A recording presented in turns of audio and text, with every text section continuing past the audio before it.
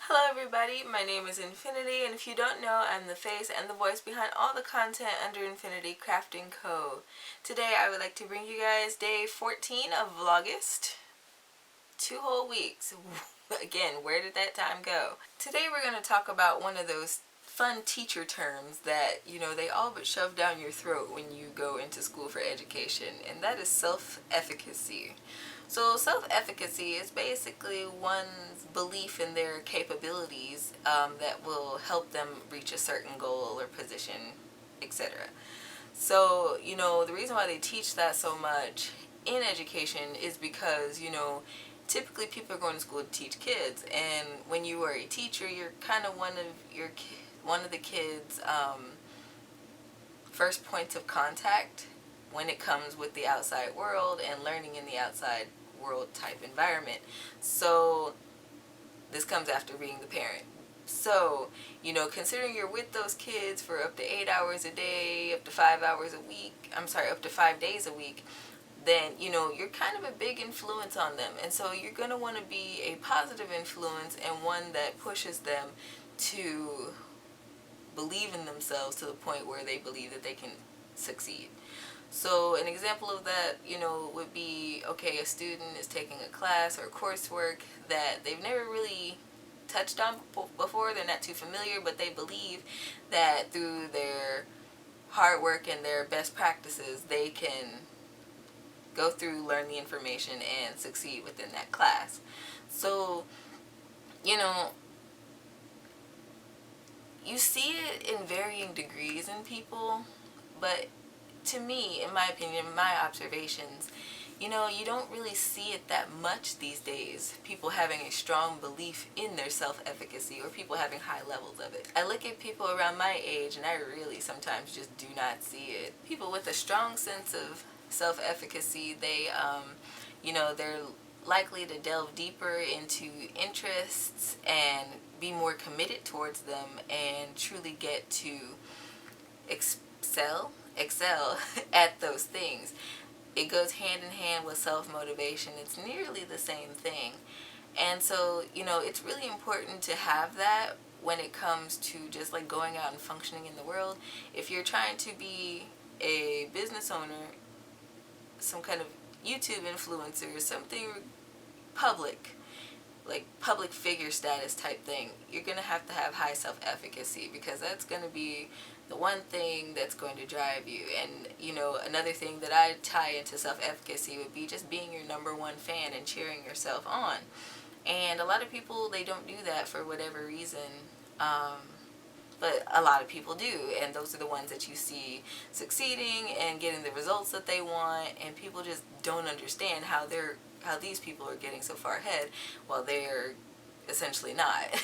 And it's not particularly rocket science. You have to believe in yourself 100% of the way. Whatever you're going to do, you have to go at it with 110% and stick to it, and you'll eventually get something out of it. Of course, I'm talking about good things, not bad things. Don't go for bad things.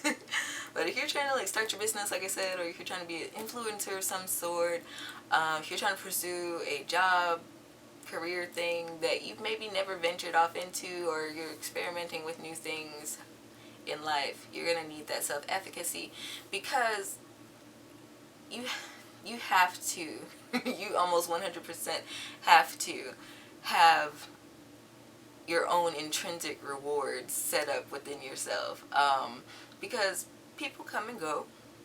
People tend to, once they see you pursuing your dreams, they tend to show their real colors, and you tend not to have as big of a crowd or as big of a fan base, friend group as you think you do. So it's really important, because that can totally discourage a person if they think that they have all this outside help and hoorah, and by the time they get around to whatever it is they're trying to do and they're actually starting to succeed, people, for various reasons, they just bail on them, and it devastates some people. It devastates them. So if they were to have that stronger sense of self-efficacy, they would realize, oh, I don't need all these people around me being cheerleaders. I can cheer on myself, and then I feel rewarded within myself, both intrinsically and extrinsically, um, by the fruits of my labor. So, it's so important. And you can build self-efficacy. You can do that by looking at examples of people who are similar to you or have a similar story to you, um, that have made it and are successful to this day.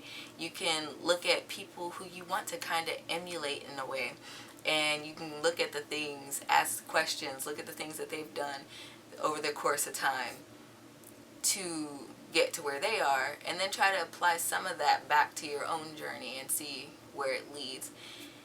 Also, just have patience because, as I've said many times, Rome is not built in a day, and you can be as self-motivated as you want to be. You can be, just go, go, go and cheering yourself on all the time. But things take time. It's like a garden. When you plant a seed, it doesn't just immediately sprout up. It takes time to grow and mature and blossom. So, patience. Patience with yourself. Other characteristics of strong self-efficacy is being able to bounce back from setbacks without getting too bummed out about it per se, too emotional about it, and then being able to see challenges or obstacles as tasks to overcome as opposed to roadblocks. And that last one is something that I really notice, especially among my peers, tends to not happen too much these days. People around my age, and I'm 22, people around my age, whether they want to hear it or not, once they get some kind of roadblock in the way, they just give up. They don't try, they don't push, they don't strive for, what comes after you get over the hill, and it's sad to realize that you do or do not have strong self-efficacy takes a little bit of soul searching, a little bit of introspection, and that's something that people my age also don't do too much, but that's probably whole another can of worms. But you can build your own. Like I said, you can build your own, even if you come from a point where you weren't necessarily encouraged that much at any given point in your life. You don't have to depend on outside sources to push you through anything. Now, I'm not going to say that little pat on the back doesn't feel great, but that's only temporary. And once that wears off, what are you actually left with? And that's the question you should probably be asking yourself. So, if you're left with an empty feeling and discouragement and things like that after people are encouraging you, then you probably don't have the strongest sense of efficacy. But again, it can be worked on. And then, if you can still propel yourself and push yourself to work hard and get through it, and have that stick-to-itness after somebody's actually said, oh, you know what, you're doing great, or something like that, then you're pretty much up there. Nobody's perfect, but you can still pretty much push through and power through. I know one of my own experiences with self-efficacy was actually pretty recent, and it was really nice. It was really nice and humbling experience. So I went to the Missouri Governor's Student Leadership Forum. I probably messed that up. This year, it was back in February. It was a great time. We got to do a lot of group work, and the running theme was vulnerability, and I did not like that at all. But we got to learn a little bit, and so we had one keynote speaker that was there, I think on the second or third day, and she had been a high school dropout. She, was kind of down on her luck a little bit, but nobody in her family had expected her to go to college, and, she kind of powered through, and she got into college with her test scores, and she has 4 or 5 businesses now, and setting up businesses for her grandkids and stuff like that. And that was really inspiring to me, even though I felt like I was pretty good with my motivation, but to hear somebody else who had a similar story. So like, I did not complete high school. I ended up testing out and I graduated with my class, and then I was in community college and, you know, worked my butt off. I always kept good grades, and now I'm going to university. So, you know, I saw that similarity and I'm just like, oh my gosh, this is so cool. I was so inspired by her story. I don't remember her name at this point, but, you know, everybody having a moment like that where they can connect with somebody who's in a higher quote-unquote space than they are, that builds that sense of self-efficacy, and it's a great feeling. I recommend it. 10/10 experience. I don't have much else to say today. I just thought that would be a good point, I guess, to talk over, especially for people who are starting out, you know, doing YouTube, or they're thinking about it, they've been planning on doing it. If they're trying to get off into their own trade, have been thinking about it, have been planning to do it, you know, you're going to have to be your #1 fan sometimes, because you can't always depend on people around you to boost you up in that way. And then when you accomplish those intrinsic desires, I mean, you're just on cloud 9. So, you know, baby steps.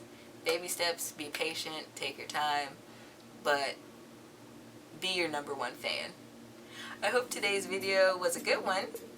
If so, don't forget to leave me a thumbs up if you're watching this on YouTube. Don't forget to hit that subscribe button. This is Vlogust. I will be uploading another vlog tomorrow as soon as I think of something to talk about. If you have questions regarding crafting or the YouTube thing, or, you know, my crafterpreneurship type deal, leave me a question in my comment section below and I will answer them. I love answering questions from my community. I think it's fun. I have several days in Vlogust to answer these questions. I do not have the whole month planned out, so please, please, please give me those questions. If you're watching this on YouTube, don't forget to leave me a heart and go back and follow me, because I'll be doing another video tomorrow. And until then, happy making!